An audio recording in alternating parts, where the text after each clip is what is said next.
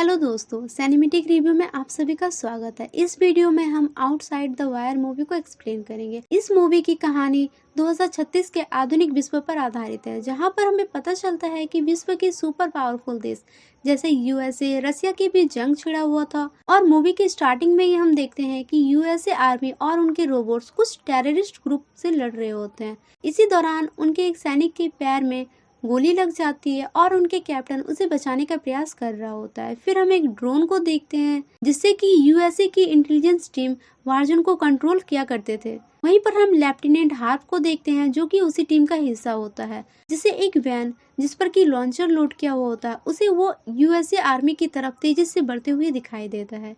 ये देख करके वो अपने हायर अथॉरिटी से मिसाइल लॉन्च करने की परमिशन मांगता है, पर रैटल स्नेक उसे मिसाइल लॉन्च करने से मना करता है क्योंकि उनके दो आदमी वहां पर फंसे हुए होते हैं और वो उन दोनों को बचाना चाहते थे। एम्बर वेस भी इस मिसाइल को लॉन्च करने से मना करते हैं ताकि रैटल स्नेक अपने दो लोगों को बचा सके।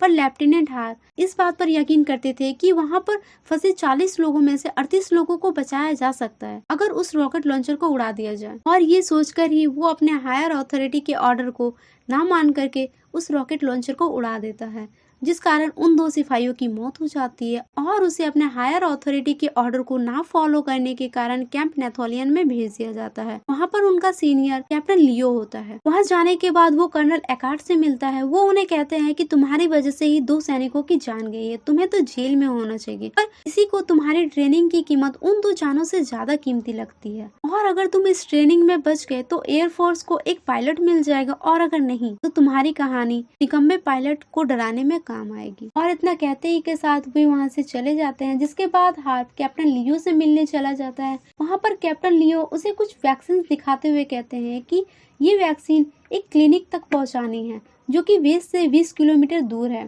जहाँ पर कोलेरा बीमारी पनप रही है। वो काफी तेजी से बढ़ती जा रही है, इसलिए लियो उसकी मदद करना चाहता था। हार्प उससे पूछता है कि आप करते क्या हैं, तो लियो उसे बताता है कि मार्सो यानी मैरिन स्पेशल ऑपरेशन। पर हार्प को ये समझ में नहीं आता है, तो वो उसे बताता है कि वो उन खतरनाक हथियारों को ढूंढता और उसे हटाता है जो बागियों द्वारा बेस के पास लगाया जाता है। और वो विक्टर कोबेल के बारे में बताते हैं जो कि क्रेसनी का लीडर था। क्रेसनी यूक्रेन को रसिया का हिस्सा बनाना चाहता था, पर रसियन लोग इसे रोकना चाहते थे। और ये वो सेना थी जो यूक्रेन और वहाँ के लोगों की आजादी को बचाना चाहते थे। पर रॉस्को की मदद से क्रेसनी की ताकत दिन ब दिन बढ़ती जा रही थी। इसका मुकाबला यूक्रेन नहीं कर पा रहा था और अब हम इसी में फंसते चले जा रहे हैं। पर हार्प कहता है कि हम तो शांति बनाए रखना चाहते हैं और हमारी ही वजह से इन दोनों में अब तक जंग नहीं हुई है। तो लियो कहता है कि तुम्हें क्या लगता है मैं कोई फिल्म की स्टोरी सुना रहा हूँ? नहीं, हम बात कर रहे हैं विक्टर कोबिल जो कि त्यासक का दूसरा नाम है। और वो न्यूक्स के बारे में बताता है कि कैब में जो न्यूक्लियस बॉम्ब का ब्लास्टिंग हुआ था जिसके पीछे कोबल का हाथ था, उसने रशियन यूरेनियम का यूज किया था जिससे 25,000 लोगों की जान गई थी।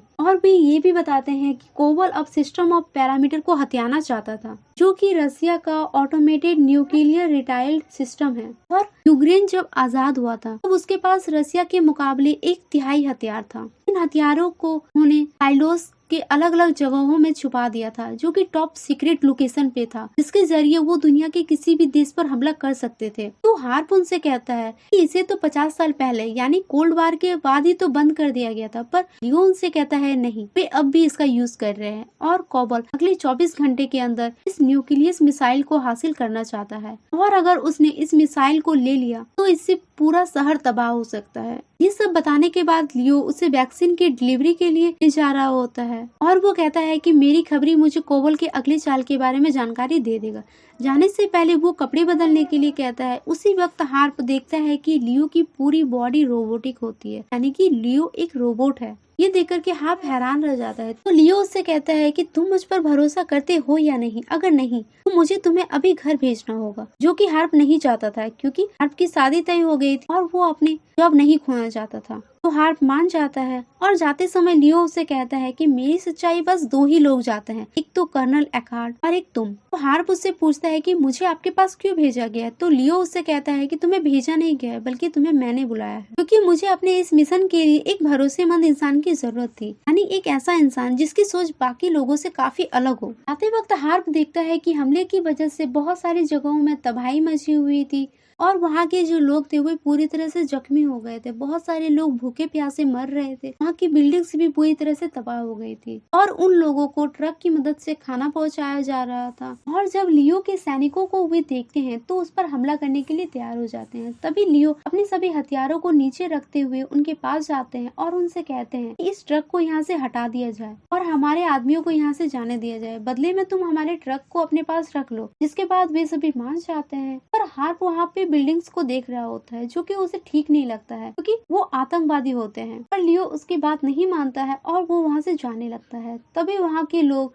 उन पर अटैक करना स्टार्ट कर देते हैं और दोनों के बीच लड़ाइयाँ होने लगती है। तो लियो हार्प को लेकर के वहाँ से भाग जाता है क्योंकि उसे टाइम पर वैक्सीन को पहुँचाना भी था। तो लियो अपने खबरी के साथ हॉस्पिटल में चला जाता और उसे वैक्सीन दे रहा होता है। तभी अचानक एक आदमी आकर के उन पर अटैक कर देता है, जिसके बाद लियो उसे देखकर सीधे उसके गर्दन पर शूट करता है। इससे वो आदमी घायल हो जाता है और लियो उसके पास आकर के पूछता है कि तुम कौन हो, और वो आदमी उसे कुछ नहीं बताता है। फिर वहाँ के जितने भी लोग होते हैं वे सभी लोग मिल करके उस आदमी को जान से मार देते हैं। ये सब देखने के बाद हार्प को लियो पर शक होने लगता है और वो कहता है कि आप हमसे कुछ छुपा रहे हैं। मैं वापस बेस में जाकर के सबको बता दूंगा कि आप एक बागी बन गए हैं। पर लियो उससे कुछ नहीं कहता और वे दोनों वहाँ से जाने लगते हैं। जाते समय हार्प इसी घटना के बारे में सोचने लगता है तो लियो उससे कहता है कि तुम्हारा फैसला गलत नहीं था, वो एक लॉन्चर ही था। तुमने उसे उड़ा करके 38 लोगों की जान बचाई है, इसके लिए तुम्हें मेडल मिलना चाहिए था, पर उन्होंने तुम्हें वहाँ से निकाल दिया। तो हार्प उनसे कहता है कि हाँ, मैंने गलती की थी इसलिए उन्होंने ऐसा किया, पर आप वो काम कर रहे हैं जिसके लिए आपको नहीं बनाया गया है। तो लियो उनसे कहता है कि मैं कोई इंसान नहीं हूँ, मैं हालात के मुताबिक ही काम करता हूँ और मुझे इसी के लिए बनाया गया है, और अगर हालात बेकाबू हो जाए तो मैं अपने कुछ रूल्स तोड़ भी सकता हूँ। जिसके बाद वे दोनों एक अनाथालय में चले जाते हैं जहाँ पर बहुत से मासूम बच्चे होते हैं। इनके घर उसी हमले की वजह से उजड़ गए थे। वहीं पर एक लड़की जिसका नाम सोफिया होता है वो उन्हें बताती है कि कोबल उस मिसाइल के बहुत ही पास है। ये सुनने के बाद हार्प पूछता है कि आपको ये कैसे पता। तो सोफिया उन्हें बताती है कि न्यूक्लियस मिसाइल को सिर्फ सीक्रेट एक्सेस कोड के जरिए ही ऑपरेट किया जा सकता है, और कोल्ड वॉर के बाद वो कोड एफएस के एजेंट को मिल गया था। उसने उस कोड को एक लॉकर में छुपा के रखा हुआ था क्योंकि उसे पता था कि इस कोड के बदले उसे बहुत सारे पैसे मिलने वाले थे, और कोवल ने इस कोड के लिए एक अच्छी कीमत दी है, और अगर वो कोड कोवल को मिल गया तो न्यूक्लियस बॉम्ब उसकी पहुंच में होगा। तो लियो उसे उस लॉकर के बारे में पूछता है तो वो बताती है कि मुझे नहीं पता। फिर वो कहती है कि वेरियस ऑस्लेक को इस बारे में पता होगा क्योंकि इन सब की डील वही करता है। फिर वे उनकी तलाश में निकल जाते हैं। वहाँ जाकर के वो ऑस्लेक से कोवल के बारे में पूछता है तो वो बताता है कि क्रेसनी के आदमी 1 घंटे पहले ही हथियार लेकर के यहाँ से निकल गए हैं और वे डेनीप्रेसी इन्वेस्टमेंट यानी कि की स्ट्रीट में है। फिर वे उसे मार करके वहाँ से चले जाते हैं। आते समय हार्प कहता है कि हम अकेले कोवल से नहीं टकरा सकते हैं, इसलिए हमें बैकअप बुला लेना चाहिए। पर लियो मना कर देता है और वो अपने ट्रैकर को निकाल देने के लिए कहता है जिससे कि रशियन उसको ट्रैक ना कर सके। हार्प उस ट्रैकर को निकाल देता है और वे दोनों उस बैंक के अंदर चले जाते हैं जहाँ पर बहुत सारे लोग फंसे हुए होते हैं और कोवल के आदमी चारों तरफ से उन सभी को घेरे हुए होते हैं। अभी लियो हार्प को उन सभी को बाहर निकालने के लिए कहता है और वो कोवल के आदमी से लड़ने के लिए चला जाता है, जहाँ पर कोवल के रोबोट्स उन्हें देख करके उन पर अटैक करने लगते हैं। लियो अकेले ही उन सभी रोबोट्स को मारने लगता है और वो उन सभी को मार देता है। हार्प वहाँ पे मौजूद सभी लोगों को बाहर निकाल रहा होता है और वो एकार्ड को कॉल करके वहाँ पे हुई सभी घटनाओं के बारे में बता देता है, पर वे उनकी बातों को समझ नहीं पाते हैं और वे लियो की लोकेशन को ट्रैक करते हुए वहीं पर ड्रोन भिजवा देते हैं। तब तक हार्प वहाँ पे मौजूद सभी लोगों को बाहर निकाल चुका होता है, जिसमें से कुछ लोगों को कोवल के गुंडों ने पकड़ रखा होता है। तभी वहाँ पर रोबोट्स आ जाते हैं और वे फायरिंग के लिए तैयार हो जाते हैं, पर हार्प फायरिंग के लिए मना करता है, पर रोबोट्स उनकी बात नहीं मानते हैं और वे फायरिंग करने लगते हैं, जिसके बाद वहाँ पर बहुत भयंकर लड़ाई होने लगती है और वहाँ पे मौजूद लोगों की मौत हो जाती है। इसमें से बस कुछ ही लोग ऐसे होते हैं जो इस हमले में बचे होते हैं। तो उधर लियो कोवल के आदमी से उस कोड को लेने के लिए चला जाता है और वो उस आदमी को मार करके उस कोड को हासिल कर लेता है। तभी एकार्ड ड्रोन की मदद से उस जगह पे अटैक करवा देता है। अटैक से पहले ही हार्प उस जगह से साइड हो चुका होता है तभी एक बड़ा सा धमाका होता है और वहाँ पे मौजूद सभी चीजें तबाह हो जाती है। इस घटना के बाद एकार्ड को लगता है कि लियो की मौत हो गई है, पर लियो हार्प को लेकर के आ रहा होता है। हार्प उससे पूछता है कि क्या कोड मिल गया, तो वो कहता है कि हाँ। फिर हार्प उनसे पूछता है कि आपने मुझे यहाँ पे क्यों बुलवाया, तो लियो उसे बताता है कि तुम्हें मैंने बुलाया था क्योंकि मुझे कोई ऐसा चाहिए था जिसकी सोच बहुत ही अलग हो। ये सुनने के बाद हार्प लियो को वापस बेस में जाने के लिए कहता है, पर लियो उसकी बात नहीं मानता है और वो कहता है कि वो अपने बैकअप सिस्टम के जरिए किसी को भी नजरअंदाज कर सकता है अगर वो आदमी बेफिजूल या फिर बचकाने फैसले लिया करता हो, जैसा कि हार्प ने किया था। ये सब जानने के बाद हार्प को लगता है कि उसने लियो का साथ देकर के बहुत बड़ी गलती की है, क्योंकि लियो बहुत ही गलत तरीका अपना रहा है। पर जब तक कि वो समझ पाता बहुत देर हो चुकी होती है और वो अटैक करने की कोशिश करता है, तब तक लियो उस पर गन लगा देता है और उसे उस गाड़ी से धक्का दे देता है, जिसके बाद सोफिया के आदमी उसे पकड़ लेते हैं। हार्प सोफिया को लियो के बारे में सारी सच्चाई बता देती है, पर वो उसकी बात नहीं मानती है और वो कहती है कि लियो कोबल के पास गया है, वो रेसिस्टेंट न्यूक्लियस मिसाइल का कंट्रोल हमारे लिए हासिल करने वाला है। पर हार्प उससे कहता है कि वो झूठ बोल रहा है, उस पर भरोसा मत करना। पर सोफिया उसकी बातों पर बिल्कुल यकीन नहीं करती है। हार्प उसे बार बार समझाने की कोशिश करता है। फिर वो कहता है कि लियो अब अमेरिका पर न्यूक्लियस बॉम्ब गिराना चाहता है, जिससे कि बहुत सारे लोगों की जान जा सकती है। ये सब सुनने के बाद सोफिया हार्प को छोड़ देती है। तो दूसरी ओर हम देखते हैं कि लियो कोबल के पास जाकर के कहता है, मैं कोड ले आया हूँ, पर तुम मुझे मरवाना क्यों चाहते थे। कोबल उसे कुछ नहीं कहता और वो उससे वो कोड मांगता है। वो कोड देने से पहले लियो उससे पैरामीटर की लोकेशन पूछता है, पर कोबल उसे कुछ नहीं बताता और उन दोनों में काफी बहस होने लगती और इसी बीच दोनों में फाइटिंग स्टार्ट हो जाती है। लियो वहाँ पे मौजूद सभी लोगों को मार देता है और पैरामीटर की लोकेशन को चेक करके वहाँ से चला जाता है। अब हम हार्प को देखते हैं, जिन्हें एकार्ड के आदमी पकड़ लेते हैं और उन्हें वापस बेस पर ले जाया जाता है। वहाँ पर हार्प एकार्ड को बताता है कि लियो अब भी जिंदा है, पर वे उनकी बात नहीं मानते हैं। फिर हार्प